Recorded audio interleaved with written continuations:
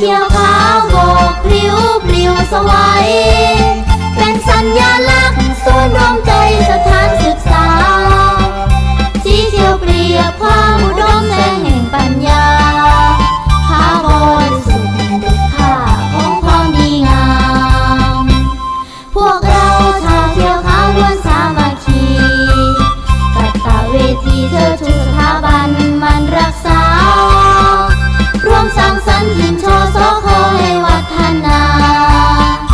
อยู่คงฟ้าเรื่องลือชื่อระบือไกล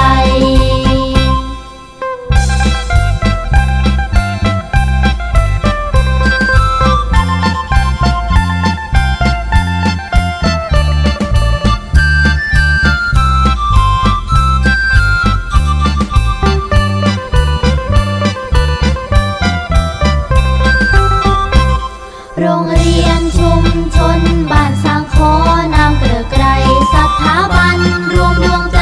สัมพันธ์ฉันน้องพี่